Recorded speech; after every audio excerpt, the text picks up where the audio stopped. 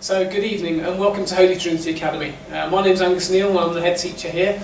Obviously this is a very different circumstance that we're used to during COVID, so obviously we cannot have our usual open evening, which is slightly disappointing. However, it may actually work better. Usually we have between 1,500 and 1,600 people who come through the door, so it'll be far less busy for you and crowded while you're watching this on your screen. On thinking about what would be the best online open evening, what I've thought would be best for yourselves is actually what do you want to see. And on an open evening, obviously what you do get to see is the building, the fantastic building we have. You would see teachers, not necessarily teaching, you would meet the students, and you'd obviously listen to me. So what I intend to do tonight is to give you the same presentation I would to all prospective parents, and give you the same messages I did last year, the year before, etc. And there will also be a video tour of the school. So by the end, hopefully, you've listened to what I've said and what we're about at Holy Trinity Academy, and you'll also have seen the fantastic facilities we have. Obviously, during COVID, my ultimate aim is about safety, which is the reason we've had to do the open evening online and not admit anyone in. So, before we actually get started into about Holy Trinity, I always start off by talking about advice to parents. I'm a parent myself, my son is currently in year 6, and I know it's a very important decision that you will make in terms of the next 5 to potentially 7 years of where your child will go to school. So my advice to all parents every single year is to go to as many open evenings as you possibly can.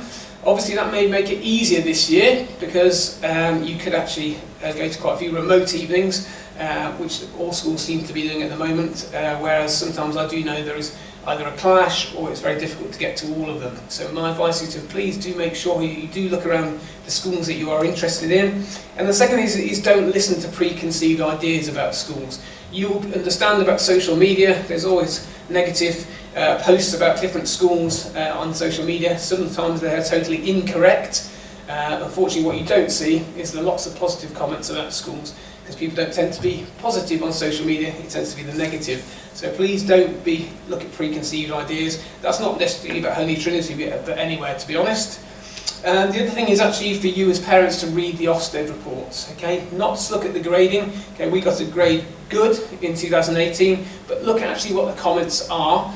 They were in for 2 days, the inspection team, and they are very observant and they give a true reflection of the school. So please do read the comments on there, which will help you make your decision about a school.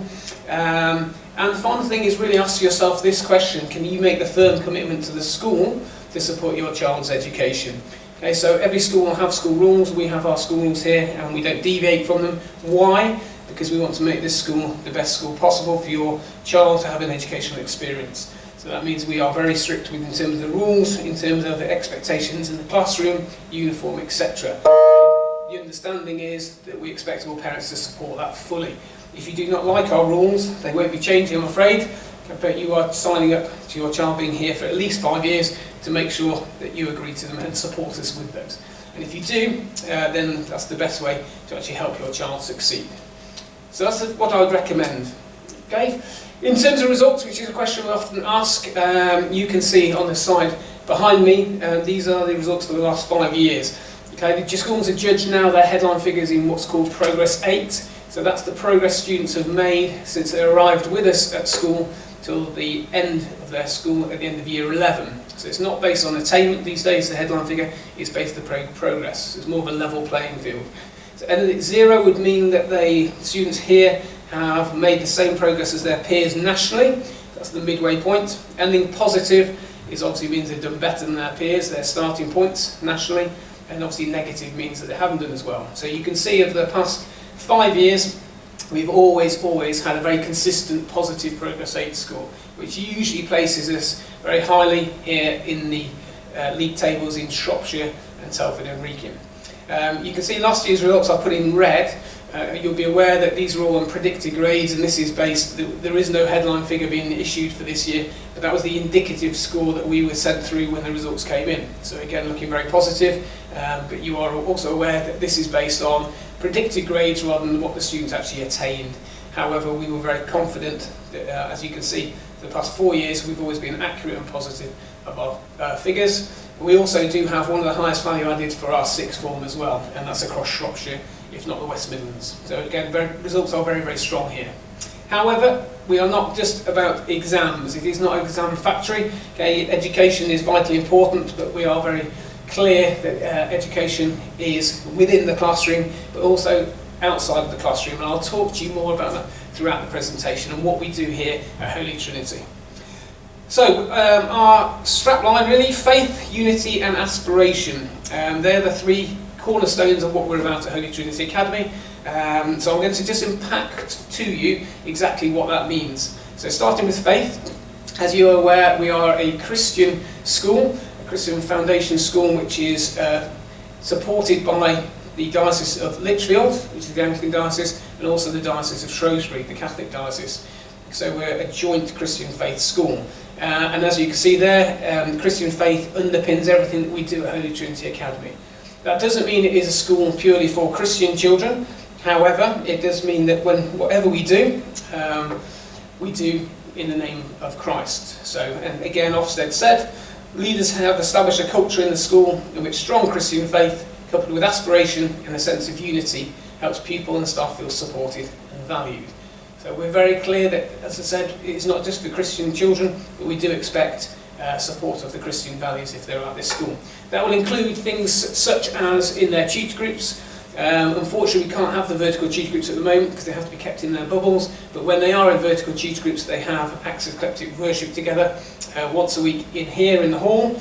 That at the moment cannot take place. At the moment, the acts of collective worship are taking place within their classes, in their year groups. To sort of unpack what faith means here, there are four key words which we use. So respect, that's the mutual respect, understanding, affection and celebration.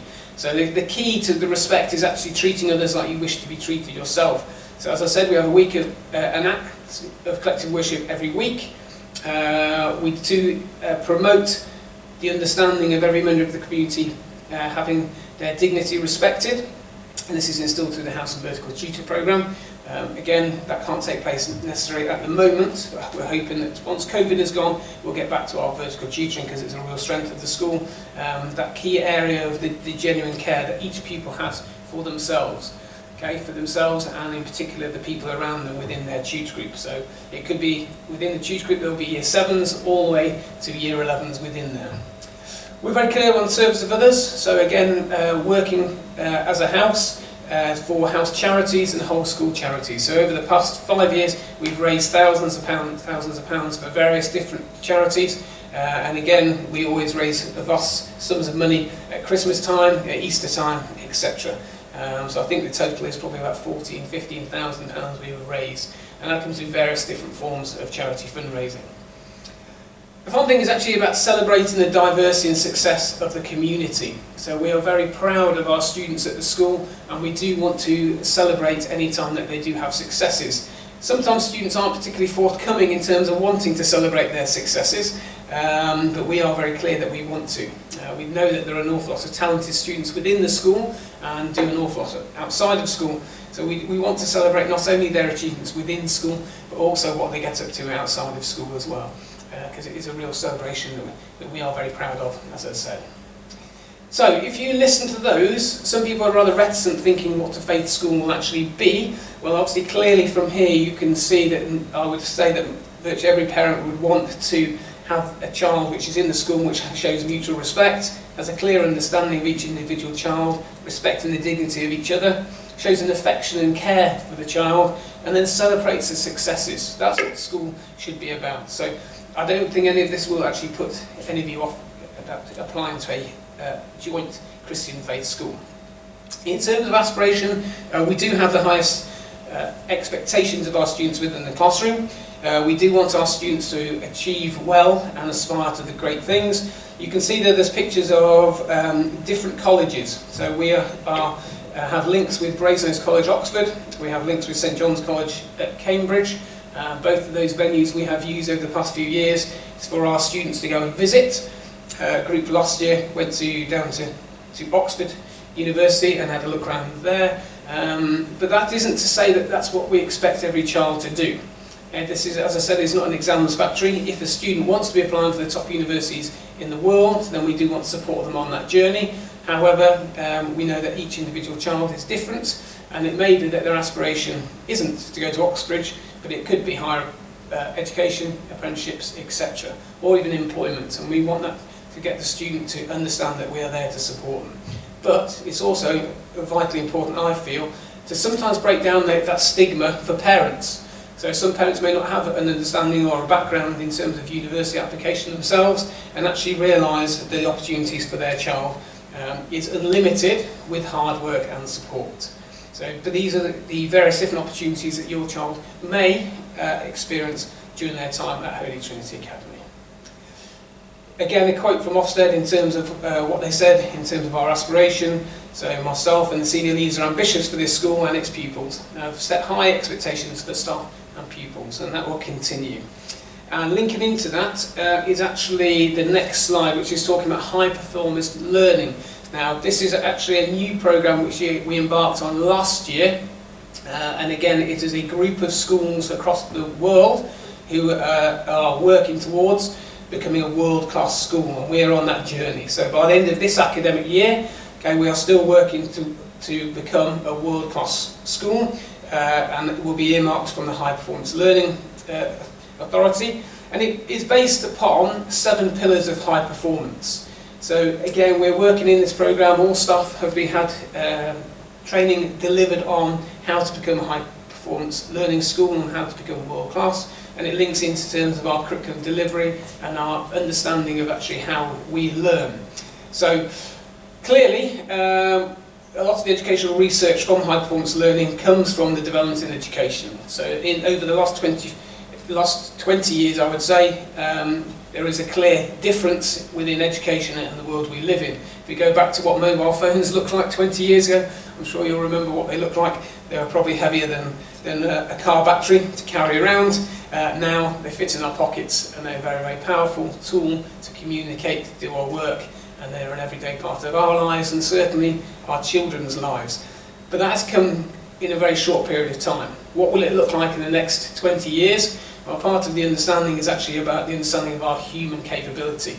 We don't have a fixed mindset on any pupils coming in, and we certainly would promote that to you as parents, that your child wasn't born good at maths, okay, or bad at maths. Okay, it's depending how they work at it and how much they support it. And that's very different in terms of the psyche for the Western society compared to the Eastern society of the world. A lot of people in the East work extremely hard on the maths, and that's why, funnily enough, on the PISA league tables, world ranking, virtually all the top performing mathematicians are in Asia.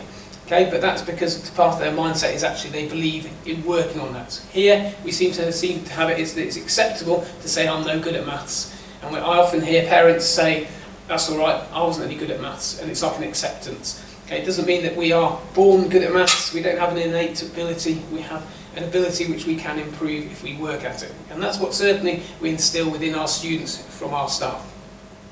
We also look at the OEDC and what they've actually said in terms of the learning framework, which in theory should be accomplished by 2030. Okay, so what they're saying that students should be able to learn to become fulfilled lifelong learners and actually survive in this high-tech world that we live in. So we're already ahead of the game, 10 years away, and we're already thinking about actually what that would look like. The biggest thing is actually normalising this high performance for all students. It isn't bracketing someone as a high attaining student, so it applies to them. We're talking about all students and looks at the unique teaching and learning framework. Okay, so it's developing cognitive skills, but it also looks at actually a student's outlook, and their attributes, their own values, and how they actually approach their work and what they believe. So we believe by following this programme, staff are actually planning their lessons based on this and incorporating it within their lesson. It is not a standalone separate subject, it is integral to all learning here, and if they do that effectively and work with their member of staff, they'll become successful lifelong learners, which is what our key aim is. Okay, so let's move on. So the other thing about aspiration, we obviously look to challenge all students, not only in the classroom, but outside of the classroom. So we do run a vast outdoor education programme usually. Unfortunately last year it got curtailed because of COVID. So obviously when the school closed for most students, then they couldn't take part in the outdoor education programme, which year 7s and 8s all do take part in. That is starting up again, we hope, for the current year 7s and 8s, and will continue for the future years. We are very keen on promoting the Duke of Edinburgh, so we have cohorts every year, starting year 9 and working through their Bronze Award and potentially progressing on to their Silver and beyond. So we are very, very keen in terms of what we actually do for our students outside the classroom. We offer an enrichment programme on Friday afternoons, which links into our privilege system. That's had to stop at the moment, but we will be enrolling and starting again for hopefully sooner rather than later, but certainly we hope that it will be up and running again by September 2021, and that's the plan. To unpack what that actually is, we introduced this new programme called the 10-10 programme, and this comes actually from working and listening to the Chair of Governors from Gordonston School up in Scotland. Now, if you know Gordonston School, it's an independent school. It's where Prince Charles went to school, and it is in the middle of nowhere. Now, that doesn't mean that we want to become Gordonston, but their key idea is that a child is good at something. So they get their students to immerse themselves in absolutely everything. Why? Well, part of it is actually an understanding that it's acceptable to fail. Okay, because actually when you understand actually failure, or what does failure actually mean? Well, sometimes in life we do have times when we're not going to fully succeed. And it's in that understanding that you try your best. Okay, you may not become the world's best violinist, okay, but you've tried your best to improve, and find that through that trial and error that you actually develop resilience. So that's the whole concept of actually becoming effective and good in a wide variety of different areas, not just one particular area. So you can see with here, they have actually 5 pillars. We actually have 7 pillars. So obviously as a school we are very keen in terms of the achievement. You probably can't see it very clearly on your screen, but the achievement is one key area. So we obviously want to reward students, as we said before. But we also want to reward responsibility. So examples of that could be being a member of the school council, being a form rep, a prefect, sports captain or house sports captain. All these leadership opportunities your child could actually take part in when they're actually in school. Some of them are actually reserved for the upper school, but you can see the activities they could be and responsibility they could take part in. Teamwork, as I've mentioned before, so again students will be taking part in house competitions, in the upper school, young enterprise, debating competitions, public speaking, maths challenges, sports teams, choir, etc, etc, and obviously things like the Duke of Edinburgh. So there'll be lots of opportunities for your child to take part in, which will come with the teamwork. Resilience, as I said, unfortunately that was curtailed last year because of COVID, but all Year 7s camp on site. I'm amazed how many students had never camped before and never put a tent up, so that was a learning curve for some. Obviously some students have, but they also, all students in Year 7 get to experience the big outdoors by walking up the Wrekin. Again, some of our students have never experienced walking up the Wrekin, so for some of them that was a major achievement. From there we expand that to a camp in Year 8 to the Longwind. So they will experience outdoor activities previously in Year 7, and we want to expand and develop on those to really test them and help them to overcome some adversity in one sense. It isn't an SAS selection course, but it is good to get them out to actually challenge themselves in many senses. Linked to that, we have developed a link with the outdoor bound activity group, and a small number of students will actually be going further afield.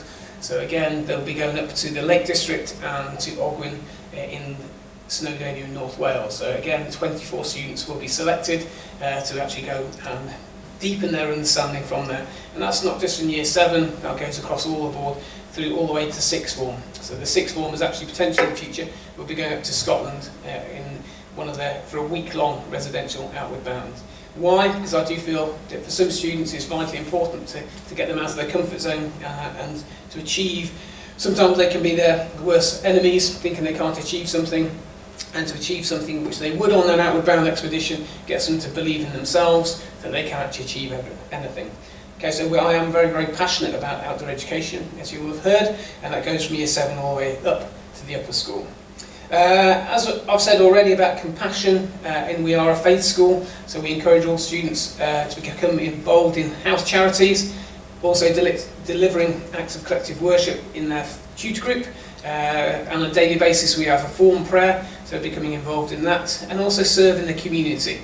So So again, we have a group who go out every week litter picking in the local community. They have gone into the community, into old age OAPs, homes to actually work in there and deliver music to them to brighten their day. And there are a few examples of compassion within the local community. So we want to work very closely with our community and our parishes. In terms of service, I've talked about that. We also have a programme, which unfortunately doesn't take place at the moment, again due to COVID, where we have table service. So on a rotation, students will actually come out of their lesson a few minutes early and actually lay the table for their Year 7 peers. Okay, some students may not experience actually sitting down and eating a meal together. So here I want to be very clear that they will get the opportunity. They lay the table for each other, obviously they wear gloves, and they serve each other in a sit-down situation at lunchtime. Again, another life skill which they will learn, which some haven't actually experienced a great deal of. So in a nutshell, that's the 10-10 programme. This runs through Year 7 and 8, and then from Year 9, 10, 11 they can pick it up through the Duke of Edinburgh scheme. It is run in conjunction with Outward Bound for a small number of students who we feel would benefit from further intervention. But again, it's something very exciting and unique to us at Holy Trinity. All students take part in the 10 programme. Again, it isn't selective and it is compulsory for all students. In terms of enrichment activities, again, that is something we run throughout the year. At the moment, it's not taking place, but as I said, it will potentially take place next September. But you can see there's some examples there of activities which do take place. It is varied between on-site or off-site. So you can see rock climbing, obviously don't do on-site. But we do other things like Krav Maga. We have a Krav Maga teacher in school who does that. Rugby, golf, we go to the Shropshire Golf Centre to do that. We have done in the past, we've done things like horse riding at the Telford Equestrian Centre. So there's a wide variety of different activities which students can get involved in. The next thing I want to talk is actually the last element, which is unity. So I firmly believe in making sure that this journey is a partnership with yourselves as parents, with the students here at Holy Trinity, and also the staff. You can see clearly what the students are saying. This is some Year 7s who have just arrived with us. So they're saying that now I'm settled in, I'm very happy, and I can't wait to see what else is in store. We all look after each other as a community, and I felt very welcome as soon as I entered the school. Okay, that's what the pupils are saying. Usually we do 5 days worth of induction when they go from Year 6 to Year 7 transition. Why? Because I firmly believe that that gets them settled and understanding exactly what they're coming into as a school. They become very familiar with the building, the classrooms, the teachers and the protocols within school, what they need to do. So come September the 1st, or when we start back next year, that they feel very comfortable and not worried or anxious about starting secondary school. That was curtailed this year, so we only had a day when they came in, but we did do something at the beginning of the year to help them settle in. But for your child, they potentially will have 5 days of induction with us. They'll be very, very familiar. That key element of working together is quite clear. I want to be working with yourselves as parents to help your child. I know full well that if there's a disconnect between any of those, then students cannot achieve their capabilities. So if we have parents constantly complaining about the school rules or not supporting us with detentions or homework, etc., the student is going to make as much progress as possible. Likewise, if the student is working with the member of staff, they're not going to achieve their true potential, and vice versa. So again, what I'm saying to you is that if you do choose Holy Trinity Academy as a school for you, then you do need to make sure that you are willing to support us 100%. Okay, the school rules are there, as I said, they won't be changing. Okay, if you can support the school rules, fantastic. If you can't, then realistically this school isn't for you. Please do urge you. Again, I do have quite a few students who do get a place here, whose parents haven't been to the open evening, and it seems to be a surprise to them when they arrive in September. I don't want it to be any surprise to any parent or child of our expectations at the school. So, a couple of additional things about overseas trips. We do overseas trips. You can see images there of the ski trip. We're still due at the moment to go to Austria next February in 2021 on a ski trip. Last year's football tour to Holland unfortunately had to be cancelled, and the battlefield tour to Belgium and France takes place every 2 years. So again, that is run in conjunction with GCSE history.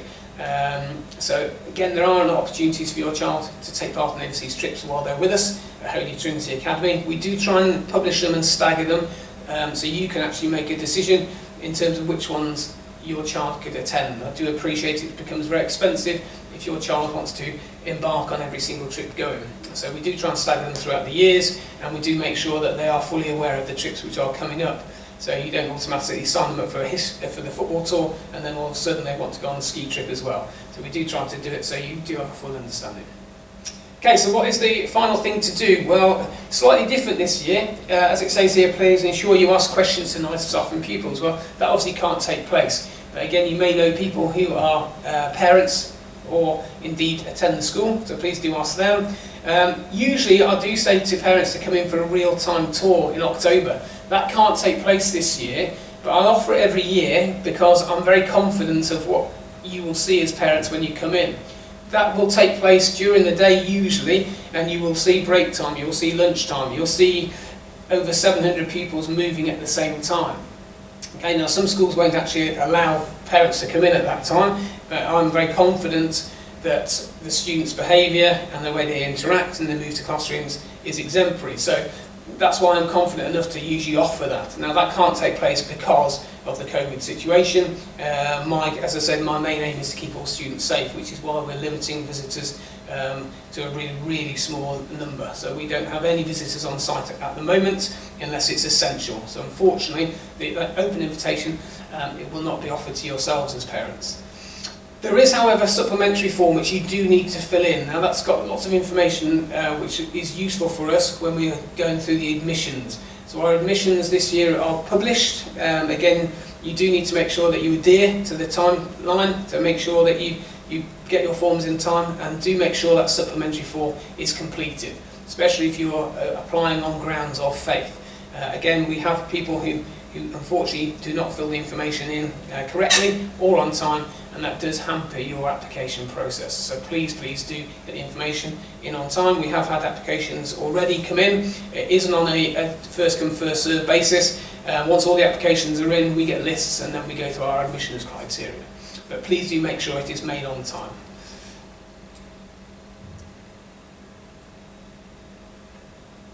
So finally from me, what you will see now for the rest of it is less of me talking, which you'll be pleased about, but actually see what the school looks like. So you'll get a video tour of the school and you'll see the various facilities. So I'm hoping this has been useful for you as a parent to make the right decision for your future choices. I look forward to seeing you in the future and your children here, particularly on the induction.